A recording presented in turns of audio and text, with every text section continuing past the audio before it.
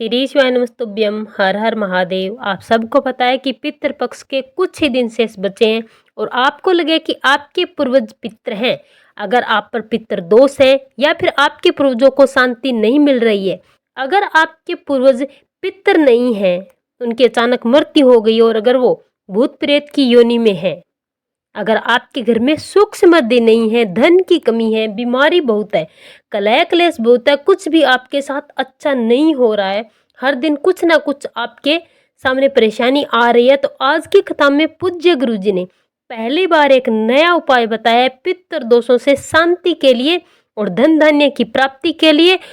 और अगर आपके भूत प्रेत की योनि में है तो मात्र आपको घर की इस दिशा में तिल के तेल के दिए जला देने हैं और आपके पितृ प्रसन्न होकर आपको शुभ आशीर्वाद देंगे। अगर आपने पूरे पितृ पक्ष में अपने पितरों के निमित्त कुछ भी नहीं किया हो तो मात्र इस उपाय से आप सारे पितृ दोषों को समाप्त कर सकते हैं, अपने पितरों को प्रसन्न कर सकते हैं, उनकी आत्मा को शांति दे सकते हैं। इस उपाय का नाम ही पितृ मोक्ष दीपदान है, जो आपके पितरों की भटकती आत्मा को मोक्ष देगा। अगर आपके किसी भी घर के सदस्य का अगर कहीं भी किसी भी समय अचानक से मृत्यु हो गई है, उनकी आत्मा को शांति नहीं मिल रही है, तो मात्र इस उपाय से उनको मोक्ष की प्राप्ति होगी। और अगर भूत प्रेत ना होकर पितृ आत्मा है तो यही उपाय उनको रोशनी देने वाला है। ये उपाय दोनों काम करता है, पितरों को शांति और रोशनी देता है, उनको प्रसन्न करने वाला है, और भूत प्रेतों को मुक्ति देने वाला है, उनकी आत्मा को शांति देने वाला है। उपाय बहुत ही सरल और नया है। उपाय को सही समझने के लिए वीडियो को पूरा देखें, तभी आप सही से इस उपाय को कर पाएंगे। पूज्य गुरु जी की कथा से सुन करके समझ करके समझाने का पूरा प्रयास करूंगा, परंतु उससे पहले अगर आप महादेव के सच्चे भक्त हैं, चैनल को सब्सक्राइब करके कमेंट बॉक्स में हर हर महादेव जरूर लिखें। चलिए बात करते हैं पूज्य गुरु जी द्वारा बताए गए इस विशेष उपाय की। इस उपाय के लिए आपको मात्र 8 दीपक लेने हैं और साथ में लेना है तिल का तेल। बस 2 सामग्री से आपको ये उपाय करना है और इन 2 सामग्री से ही आप अपने पितरों को मोक्ष प्रदान करने वाले हैं और उनका आशीर्वाद प्राप्त करने वाले हैं। आप दीपक मिट्टी के भी ले सकते हैं।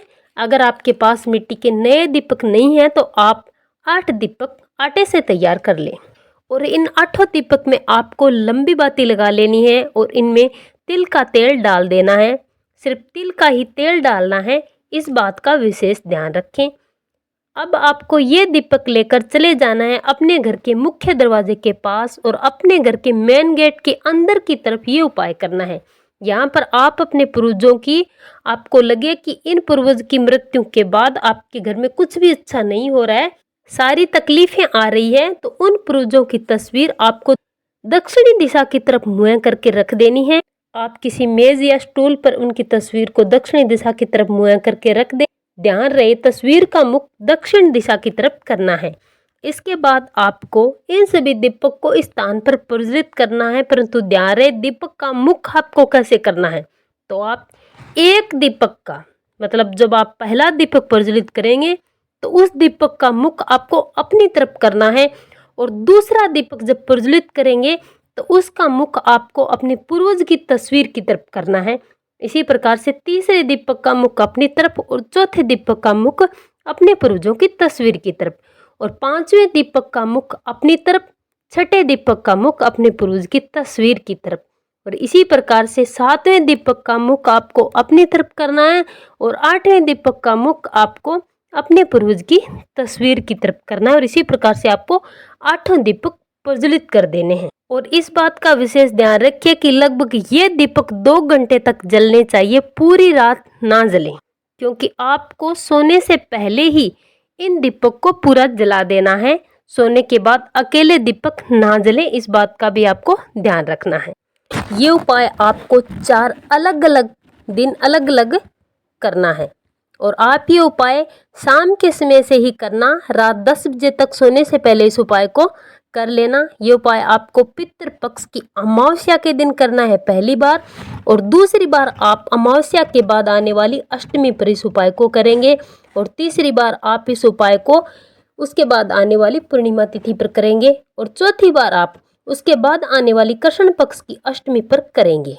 और ये उपाय करते समय दीपक प्रज्वलित करने के बाद आपको हाथ जोड़कर भगवान से प्रार्थना करनी है कि अगर आपके पूर्वज पितृ हैं तो उनको रोशनी मिले, आपको उनका आशीर्वाद मिले। अगर वे प्रेत योनि में हैं तो उनको गति प्राप्त हो, उनको मोक्ष मिले और वे परमधाम को चले जाएं। बस इतना सा उपाय आपको करना है। पूज्य गुरु जी कहते हैं कि इस उपाय को अगर आप कर लेते हैं तो प्रेत भी आपको आशीर्वाद देकर जाएंगे, और अगर आपके पितृ हैं तो वो आपको आशीर्वाद देंगे, प्रसन्न होंगे, और आपके घर में कभी भी ना तो परेशानी होगी और ना ही कभी धन धान्य की कमी होगी।